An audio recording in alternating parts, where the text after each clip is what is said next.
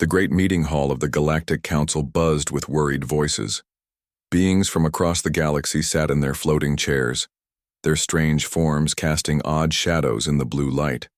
Some looked like giant insects, others were made of living crystal, and a few seemed to be nothing but gas held together by metal suits. Ambassador Zethkri stood at the center of the room.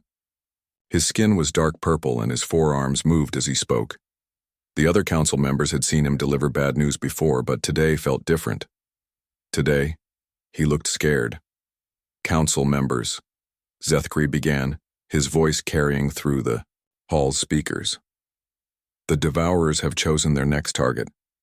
A cold silence fell over the room. Every being present knew about the Devourers.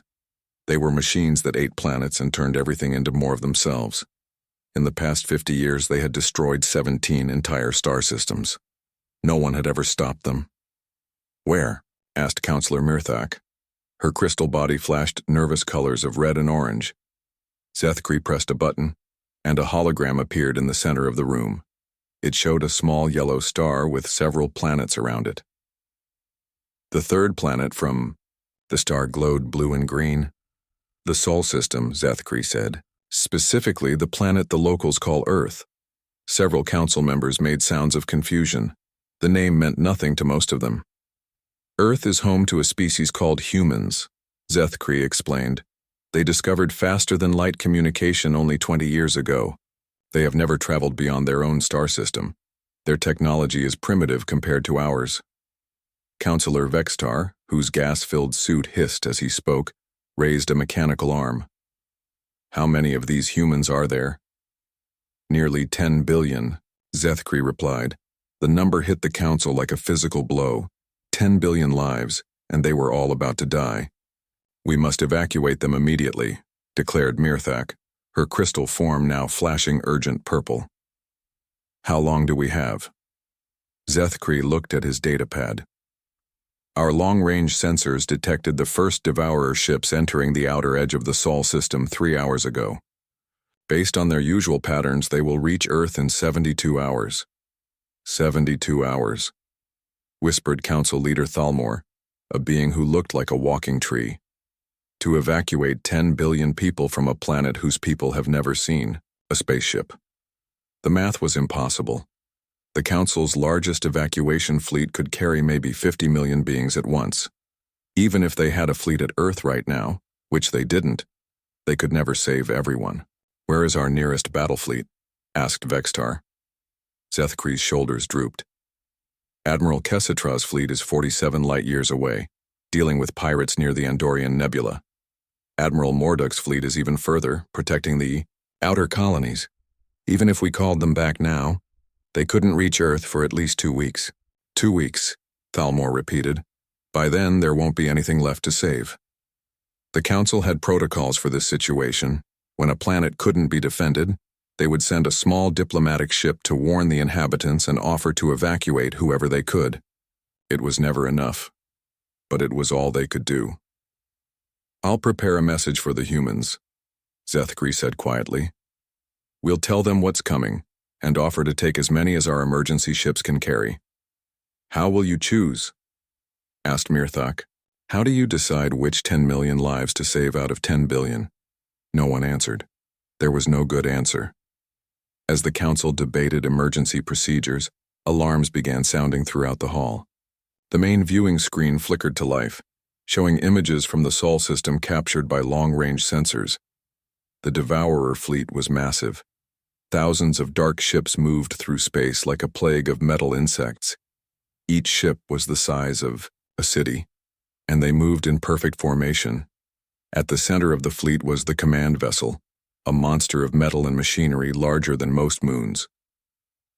10,000 ships, Zethkri read from his instruments. "This is the largest Devourer force we've ever seen." "Why so many?" asked Vextar. "Earth has no defenses. Why send such a massive fleet against primitives?" Thalmor's wooden face showed deep worry. "Maybe they're not just after Earth. Maybe they're planning to use it as a staging ground for attacking the inner colonies." The thought terrified everyone present. If the Devourers established a base in the Sol system, they would be only a few jumps away from dozens of populated worlds. "We have to warn Earth," Mirthak said, her crystal body now pulsing with determined blue light. "Even if we can't save them all, they deserve to know what's coming." Zethkri nodded and began preparing the transmission. It would take several hours to reach Earth at light speed, but the Devourers were still days away. The humans would have some time to prepare, even if preparation seemed hopeless. As he worked on the message, other council members watched the sensor readings with growing dread.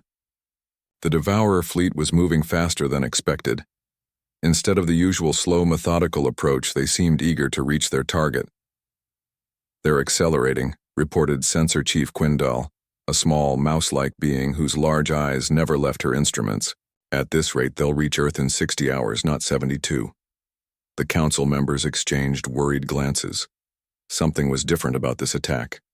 The Devourers were rushing, as if they were afraid something might stop them if they waited too long. "Send the message," ordered Thalmor, "and may the stars forgive us for being able to do so little." Zethkri finished composing the transmission and sent it racing toward Earth. The message was simple and direct. "People of Earth, your world is about to be attacked by an enemy called the Devourers. They will arrive in 60 hours. We are the Galactic Council, and we want to help, but our fleets are too far away. We are sending 3 small ships to evacuate as many of you as possible. We are sorry we cannot do more." As the message sped toward Earth, the Council continued to monitor the approaching Devourer fleet. The dark ships moved through space with deadly purpose, their weapons already charging for the coming attack. In 60 hours, another world would die, and 10 billion innocent lives would end. The Council could only watch and count the cost of being too far away to help. But something nagged at Councillor Mirthak as she watched the sensor displays. In all their records of Devourer attacks, the machines had never sent such a massive force against such a primitive target. It didn't make tactical sense. "Zethkri," she said quietly, "run a deep scan on Earth. I want to know everything about this planet and its people." "Why?" he asked. "What difference does it make now?" Mirthak's crystal form flickered with uncertainty. "I don't know. But the Devourers are acting strange. Maybe there's something about Earth we don't understand." As Zethkri began the detailed scans, none of them could have imagined what they would discover about the small blue world and its human inhabitants. In 60 hours, everything they thought they knew about warfare, survival, and the nature of intelligence itself would change forever. The countdown to Earth's siege had begun. The Galactic Council's warning message reached Earth exactly 43 hours before the Devourers would arrive. On the Council's monitoring station, Zethkri and his team watched their instruments carefully, waiting to see how the humans would respond to the news. Every species reacted to Devourer threats the same way. First came panic as people realized they were about to die. Then desperate attempts at negotiation, as if the machines could be reasoned with. Finally, either mass evacuation attempts or last-stand military preparations that always failed. The humans did none of these things. Instead, every communication channel on Earth broadcast the same response at exactly the same time. The message was short, only 2 words in the human language called English. The Council's translation computers worked for several minutes before providing an interpretation. "Come and take it," Zethkri read from his screen. He looked confused. "What does this mean?" Councillor Mirthak, whose crystal form had been studying human history files, flickered with surprise. "It's an old human war cry. They use it when someone threatens to take something they value." "But what are they planning to do?" asked Vextar. "Our scans show they have no space fleet worthy of the name. Their most advanced weapons are chemical rockets with nuclear warheads. The Devourers will destroy anything they launch before it leaves the atmosphere." Mirthak studied the incoming data streams from Earth. Something very strange was happening on the human planet.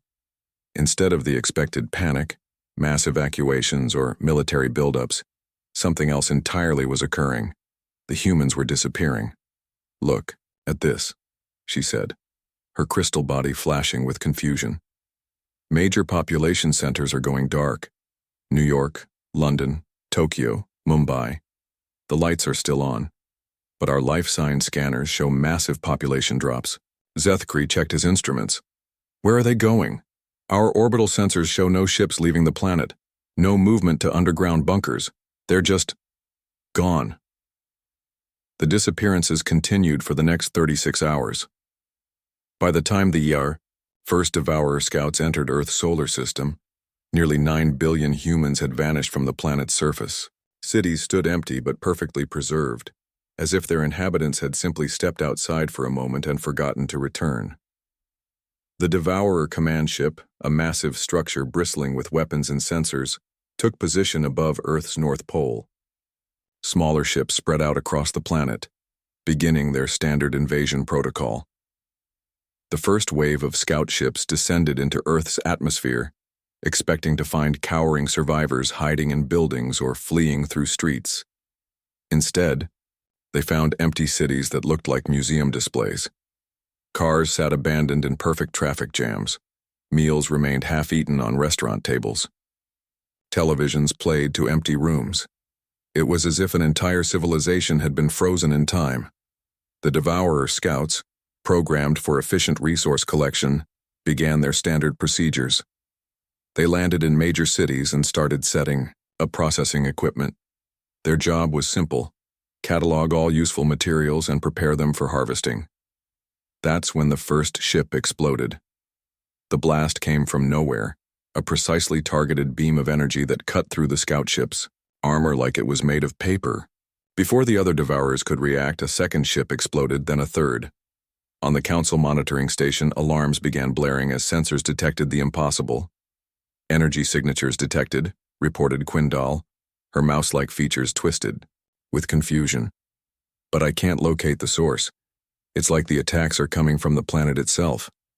Within minutes, the entire first wave of scout ships was destroyed. 1,000 Devourer vessels. Eliminated without the humans revealing a single military base or firing a single conventional weapon. The Devourer command ship responded by sending a larger force. 5,000 ships descended toward Earth's surface, their sensors scanning for the hidden weapons that had destroyed the scouts. They found nothing. Earth's surface showed no military installations, no weapon platforms, no signs of organized defense. The energy readings suggested massive power sources somewhere on the planet, but they seemed to be everywhere and nowhere at once. The second wave of Devourer ships began landing procedures. This time, they were ready for attack.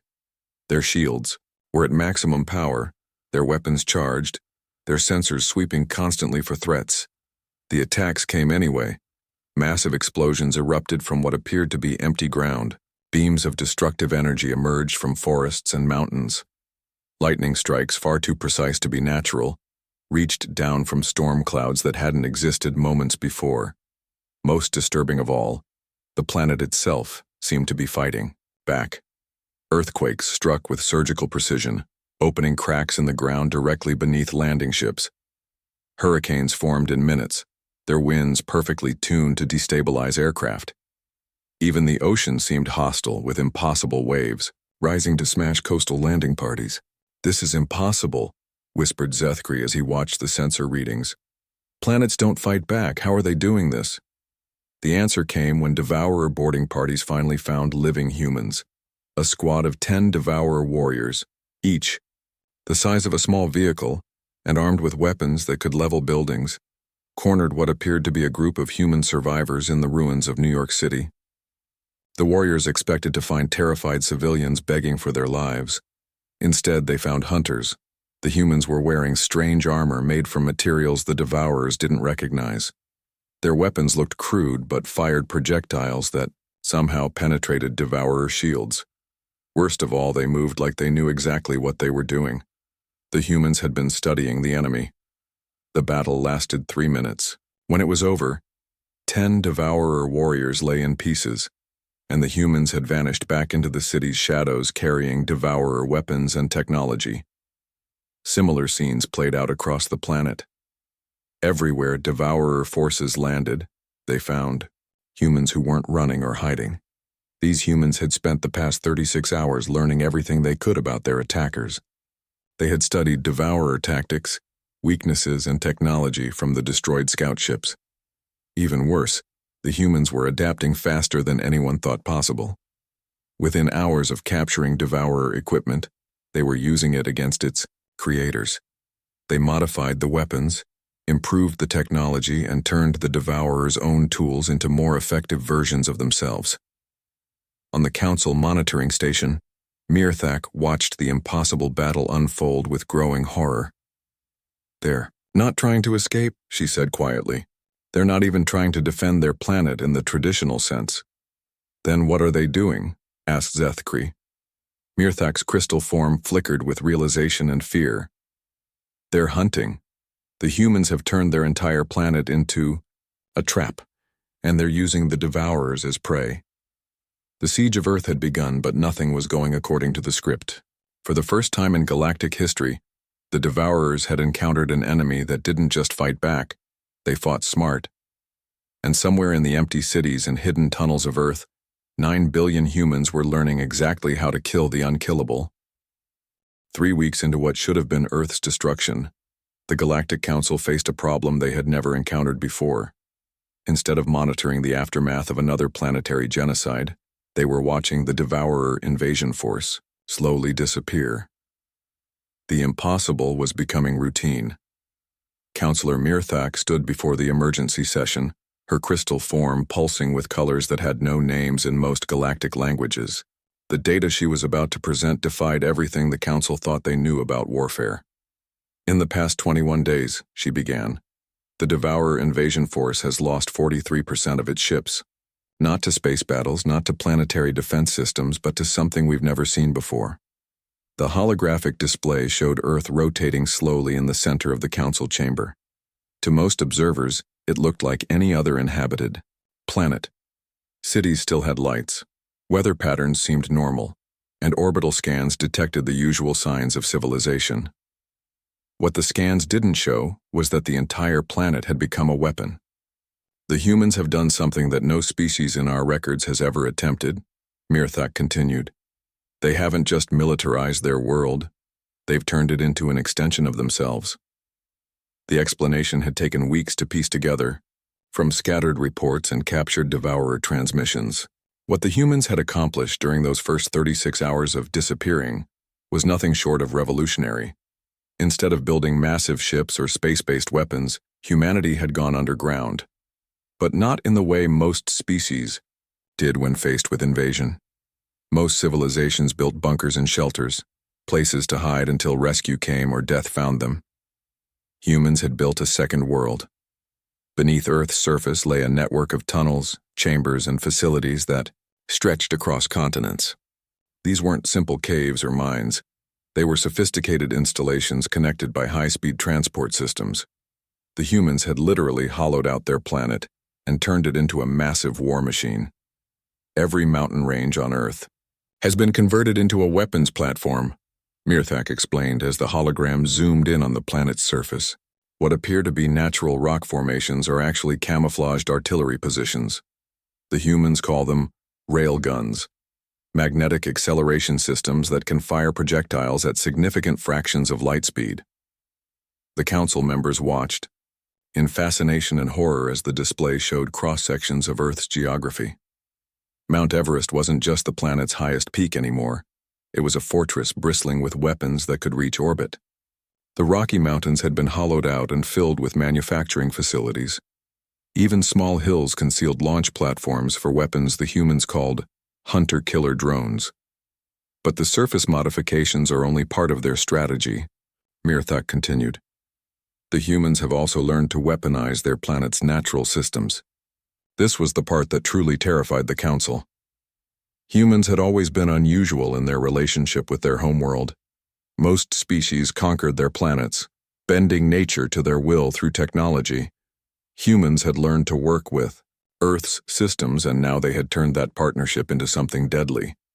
The atmospheric processors were the first clue. Earth's weather had always been violent and unpredictable, but now storms appeared exactly where and when the humans needed them. Hurricanes formed in minutes to destroy devourer landing zones. Lightning struck with impossible accuracy, targeting Individual enemy soldiers. Even tornadoes seem to follow human commands, appearing to devastate Devourer forces while leaving human installations untouched. They've turned their planet's geology into a weapon system, Mirthak said as the hologram showed underground installations. Seismic charges placed at strategic points can trigger earthquakes with surgical precision. Devourer bases built on apparently solid ground suddenly find themselves falling into prepared sinkholes. But the most disturbing discovery was what the humans had done to their oceans. Earth's seas had always been vast and largely unexplored, even by the humans themselves. Now those dark waters concealed submarine launch platforms, underwater cities, and something the humans called depth charges. Explosive devices that could destroy ships from below while leaving no trace of their origin. A Devourer command vessel attempted to establish a base on what humans call the Pacific Ocean, Mirthak reported. The ship was 5 kilometers long and heavily armored. It sank in 17 minutes. How? Asked Vextar, his mechanical voice filled with disbelief. According to our analysis, the humans had pre-positioned charges along the ocean floor. When the ship landed, they simply opened a hole in the seabed beneath it. The ship fell through the ocean floor into a prepared cavern and was crushed by controlled geological collapse. The silence in the council chamber was complete. Every being present was trying to comprehend the level of preparation and coordination such an attack would require. How long did they have to prepare for this? Asked Thalmor. Mirthak's crystal form flickered with uncertainty. That's what disturbs us most. Based on their communication logs, the humans began these preparations over 50 years ago, decades before they even knew the Devourers existed. The implications hit the Council like a physical blow. Humans hadn't prepared to fight the Devourers specifically. They had prepared to fight anyone who might threaten their world. They had spent half a century turning their planet into the ultimate defensive weapon. They were planning for a war. That hadn't started yet, whispered Quindal. Against an enemy they had never seen. But the humans hadn't just prepared defenses. They had also done something that no other species had ever attempted against the Devourers. They had studied them. Every destroyed Devourer ship is immediately salvaged, Mirthak reported. The humans reverse engineer the technology within hours and begin producing improved versions. They're not just defending, they're learning. The evidence was overwhelming. Human weapons were now firing Devourer-style energy beams, but somehow more efficiently than the originals. Human ships, when they appeared, used Devourer stealth technology combined with human innovations that made them nearly undetectable. Most terrifying of all, the humans had figured out how to hack Devourer communication systems. 3 days ago, Mirthak said, a Devourer assault team received orders to attack a human stronghold in what they call the Australian continent. The orders came from their own command ship and used proper authentication codes. The assault team followed the orders perfectly. And, prompted Thalmor, the orders were sent by humans who had infiltrated the Devourer command network. The assault team attacked an empty building filled with explosives. All units were destroyed and the humans captured the entire assault team's equipment loadout. The council chamber erupted in shocked whispers. Infiltrating a Devourer command network was supposed to be impossible. The machines had security systems that had never been breached. How are they doing this? Asked Vextar. Mirthak's form pulsed with colors that suggested both admiration and fear. The humans have discovered something about the Devourers that we missed. The machines aren't truly individuals, they're extensions of a collective intelligence. But that collective relies on communication networks to function. So the humans are poisoning the network. They're feeding false information, contradictory orders, and corrupted data into the Devourer command systems. They're turning the machine's greatest strength, their unity, into a weakness. As if to emphasize the point, alerts began sounding throughout the council chamber. Incoming reports showed another Devourer defeat. This time, an entire wing of the invasion fleet had attacked their own command ship after receiving falsified orders. The siege of Earth was entering its 4th week, and for the first time in galactic history, the Devourers were losing. But what terrified the council most wasn't that the humans were winning. It was how much they seemed to be enjoying it. 6 weeks after the Devourer invasion began, the Galactic Council's emergency monitoring station had become the most important facility in the galaxy. Representatives from dozens of species crowded into the observation deck, all wanting to see the impossible with their own eyes. The holographic display at the center of the room showed the Sol system, but what they saw defied every military manual ever written. The Devourer invasion fleet, which had arrived with 10,000 ships, now numbered fewer than 4,000. And those remaining ships weren't advancing on Earth. They were retreating from it. Sensor Chief Quindal's large eyes reflected the light from her instruments as she delivered her daily report. Her voice had lost the fear it had carried weeks ago, replaced by something like awe. "The humans have achieved something we didn't think was possible," she announced to the gathered observers. "They've made the Devourers afraid." The word afraid caused a ripple of shock through the chamber. Fear was not something the Devourers experienced. They were machines, programmed for conquest and consumption. They didn't feel doubt, they didn't retreat, and they certainly didn't show fear. "Show them the recording from yesterday," ordered Mirthak. The hologram shifted to display a captured transmission from the Devourer command ship. The mechanical voice, normally cold and emotionless, carried something that sounded disturbingly like panic. "Command unit to all vessels. Withdraw from planetary surface immediately. Repeat, all surface operations are to cease. The prey has become the hunter." Even more disturbing was what followed. For the first time in recorded history, Devourer ships were abandoning their landing zones and retreating to space. Not tactical repositioning, not regrouping for a better attack, but actual retreat. "What broke them?" asked Ambassador Zethkri. The answer came from an unlikely source: intercepted human communications that the Council had been monitoring. "The humans have been hunting Devourers for sport," Mirthak explained, her crystal form flickering with disbelief. "Not just fighting them, not just defending against them, but actively tracking them down for what they call target practice." The evidence was overwhelming and terrifying. Human strike teams had begun leaving their defensive positions to seek out Devourer forces. They moved through their tunnel networks like predators, emerging from hidden entrances to attack isolated enemy units before disappearing again. But it wasn't just random attacks. The humans had developed something far more sophisticated. They were psychologically warfare on a level no one had ever seen. 3 days ago, Quindal reported, a Devourer patrol found the remains of one of their scouting parties arranged in what humans call artistic patterns. The bodies had been positioned to spell out a message in the Devourer language. "What did it say?" asked Vextar. "We know where you sleep," Mirthak translated. The psychological impact on the Devourers was immediate and devastating. Machines weren't supposed to experience psychological warfare. They were supposed to be immune to fear tactics and intimidation. But the humans had found a way around that immunity. The key was the Devourer's collective consciousness. Every unit shared information with every other unit through their quantum communication network. When one Devourer experienced something, they all experienced it. The humans had figured out how to exploit this feature by making every encounter as disturbing and unpredictable as possible. "They've stopped trying to win quickly," observed Thalmor. "Now they're trying to make the experience so unpleasant that the Devourers choose to leave voluntarily." The strategy was working better than anyone could have predicted. Devourer units began reporting system malfunctions that turned out to be psychosomatic responses to stress. Collective consciousness meant that fear could spread through the entire fleet like a virus.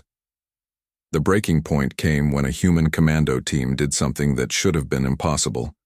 They infiltrated the Devourer command ship. The ship was 5 kilometers long, heavily armored, and surrounded by the most advanced detection systems in the galaxy. It was supposed to be completely secure from any form of infiltration. The humans walked aboard disguised as processed prisoners. "According to our analysis," Mirthak explained, a team of 12 humans studied Devourer behavior patterns for weeks. They learned how processed beings were supposed to act, how they moved, how they responded to commands. Then they simply presented themselves at a Devourer processing station and were transported to the command ship as routine cargo. The audacity of the plan was matched only by its effectiveness. Once aboard the command ship, the humans had access to the central computer systems that controlled the entire invasion fleet. They didn't try to destroy the ship immediately. Instead, they spent hours learning how the Devourer command structure worked, mapping their communication networks, and identifying key systems. When they finally acted, it was with surgical precision.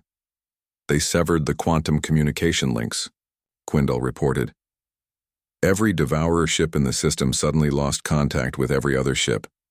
For a collective consciousness, it was like being struck blind and deaf simultaneously. What followed wasn't a battle in any traditional sense. It was a systematic dismantling of everything the Devourers thought they knew about warfare. Human ships, previously hidden throughout the system, emerged from asteroid belts, planetary shadows, and the dark spaces between worlds. These weren't the crude rockets and chemical propulsion systems the Council had detected earlier. These were advanced vessels using improved Devourer technology, but with human modifications that made them faster, more maneuverable, and nearly impossible to detect. "Where did they get a space fleet?" demanded Vextar. "Our scans showed no shipbuilding facilities. They built them underground," Mirthak replied. "On the dark side of their moon, inside asteroid mining operations and in orbital facilities disguised as space debris. They've been building this fleet for weeks using salvaged Devourer materials." The human fleet moved with a coordination that seemed impossible for beings who had never fought a space battle before. They struck in perfect formation, targeting specific systems on Devourer ships with weapons that seemed designed specifically to exploit Devourer weaknesses. "It's like they've been studying the enemy's technical specifications for months," observed Zethkri. "They have," Mirthak confirmed. Every destroyed Devourer ship provided data about hull composition, weapon systems, shield frequencies, and tactical programming.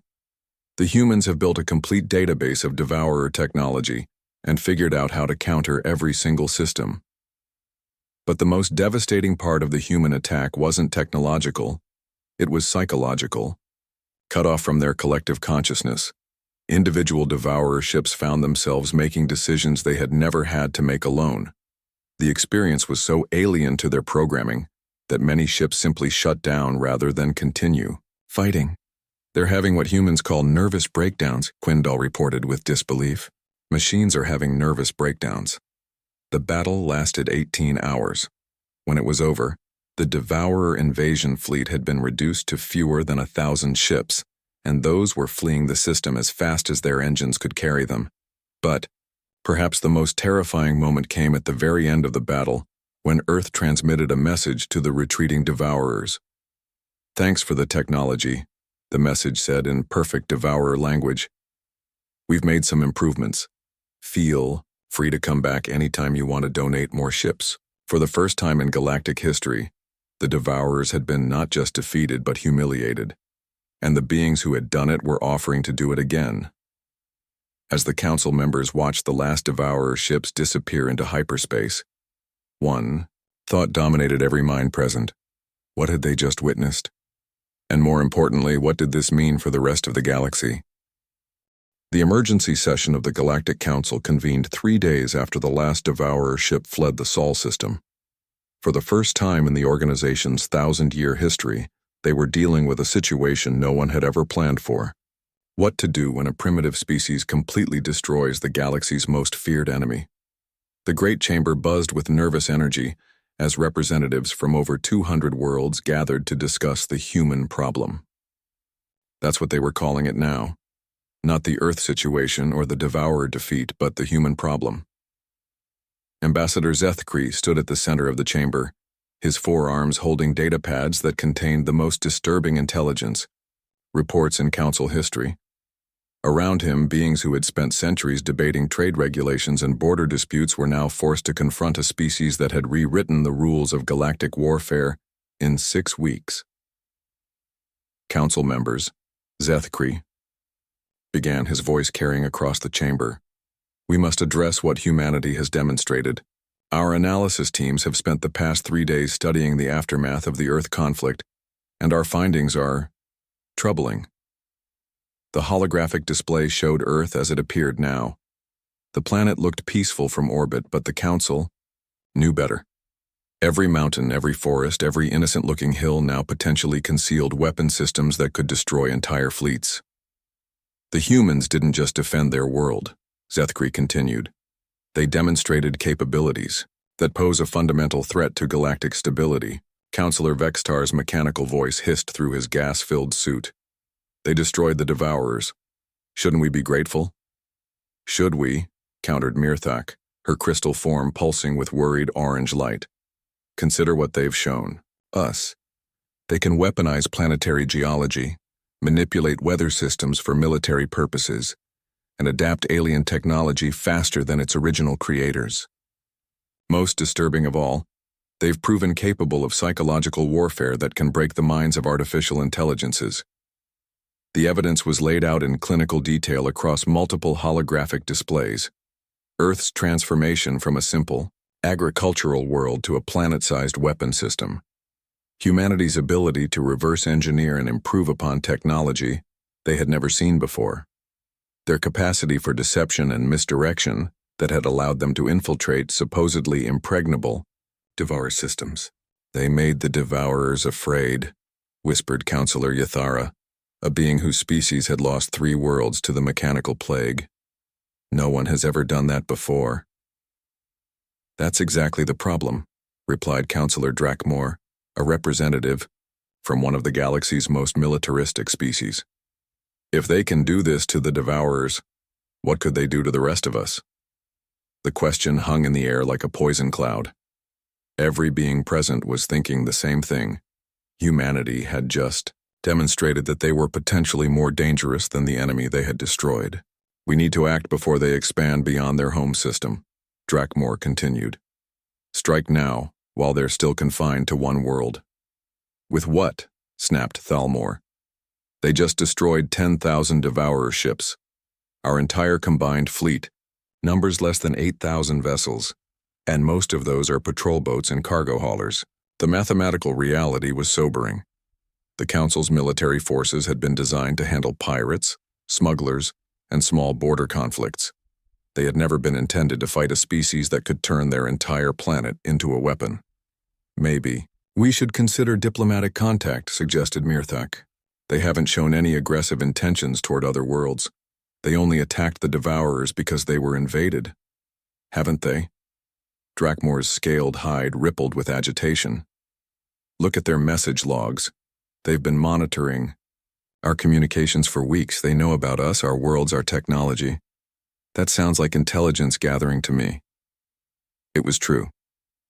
During the final days of the Devourer conflict, human communication systems had been detected scanning Council communication channels, not trying to communicate, just listening and learning.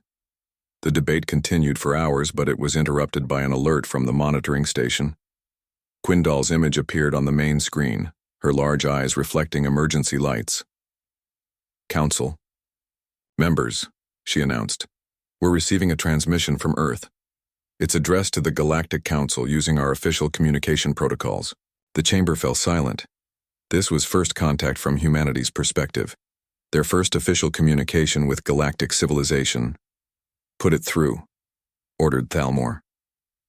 The holographic display shifted to show a human figure standing in what appeared to be a simple room. The being was smaller than most council members expected, with pale skin, short brown hair, and wearing plain clothing that suggested neither military rank nor political authority. When the human spoke, the translator systems rendered the words in perfect galactic standard. Greetings, members of the Galactic Council. My name is Sarah Chen, and I'm speaking on behalf of the United Earth Defense Force. We want you to know that we're aware of your organization and your recent monitoring of our disagreement with the Devourers. The casual way she referred to the complete destruction of a galactic terror as a disagreement sent chills through several council members. We understand that our defensive methods may have seemed aggressive, Chen continued. We also recognize that our rapid technological development might appear threatening. We want to address these concerns directly. The image shifted to show technical schematics and data streams. We're prepared to share our anti-devourer technologies with any species facing similar threats. Our analysis indicates that 17 other worlds have been attacked by these machines in the past 50 years. We believe we can help prevent future attacks. Several council members exchanged glances. The humans were offering to help defend other worlds using the same techniques that had just destroyed the galaxy's most feared enemy. We're also aware that some of you might be concerned about our capabilities, Chen said, as if reading their thoughts. We want to be clear about our intentions. Earth has no interest in conquering other worlds or expanding our territory through force. We've spent 50 years preparing to defend our home because we value what we've built here. The transmission paused and Chen's expression became more serious. However, we want to be completely honest with the Council. We will respond to any perceived threat to Earth or human populations with the same methods we used against the Devourers. We hope this won't be necessary, but we wanted to be clear about our position. The message that followed would be remembered as the moment that changed galactic politics forever. We would like to request membership in the Galactic Council, Chen said calmly.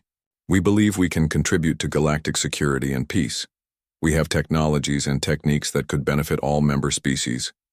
We also have ideas about improving defensive strategies that we'd be happy to discuss.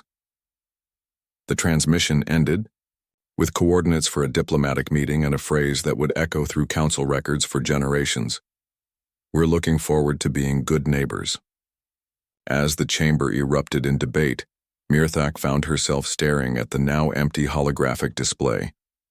The humans had just announced their presence to the galaxy not as conquerors or refugees, but as protectors offering to help with pest control.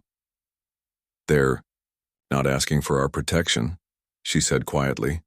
They're offering us theirs. The implications were staggering. Humanity had just positioned themselves not as junior members of galactic civilization, but as its potential guardians. They had demonstrated the ability to destroy the galaxy's greatest threat, and were now offering to use that same power to protect everyone else. The age of humanity in galactic affairs had begun, and every species in the galaxy would have to decide whether they wanted humans as allies or enemies. Given what had happened to the Devourers, most were leaning strongly toward alliance. As the Council continued their heated debates about humanity's request for membership, reports were already coming in from across the galaxy. 3 separate species had formally requested human assistance with Devourer-related problems. 2 others had inquired about Earth's defensive technologies. Within a week, humanity would go from unknown primitives to the most sought-after allies in the galaxy. The siege of Earth was over. The Age of Earth, as the galaxy's protector, had just begun.